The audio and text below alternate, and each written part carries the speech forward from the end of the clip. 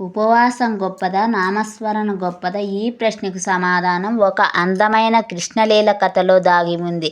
ఒక్కసారి కృష్ణుడు అర్జునుడితో కలిసి సుదీర్ఘ ప్రయాణం తర్వాత ద్వారకకు వచ్చాడు.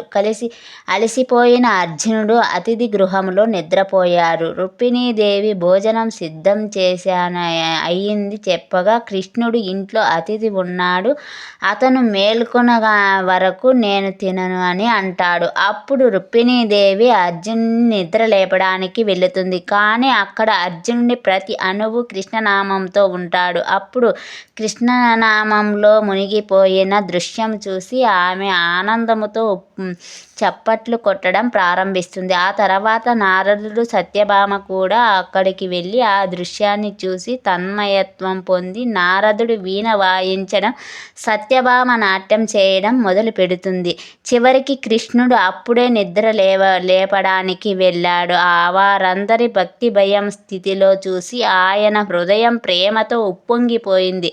అప్పుడు ఆయన మంచం మీద కూర్చొని అర్జునుడికి స్వయంగా పాదసేవ చేస్తాడు. ఆశ్చర్యంతో మేలుకున్న అర్జునుడు కృష్ణుడు ఎందుకు ఇలా ఉన్నావు? అప్పుడు కృష్ణుడు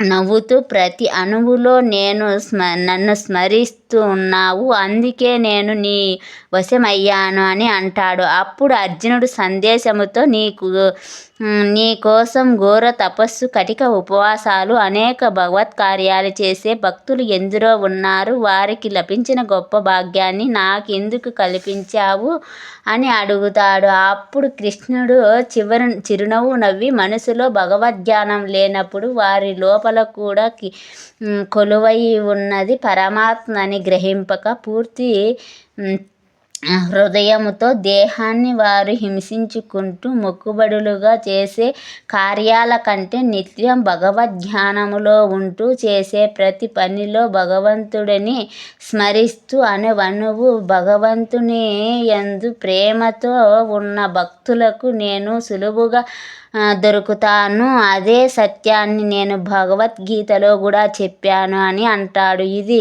ఒక భ్రాంతీయ కథ అయినప్పటికీ నా నామస్మరణ యొక్క విశిష్టత ఈ కథలో దాగి ఉంది. దశావతార స్తుతిలో కూడా నామస్మరణ ధన్యోపాయం నహింసామి భగవతరని చెప్పబడింది. అంటే కలియుగములో జీవితం అనేది భగవద్ధ్యానాన్ని దాటడానికి నామస్మరణ మించిన ఉపవాసం లేదని చెప్తారు. అందుకే ప్లీజ్ ఎన్బి ఛానల్ సబ్స్క్రైబ్.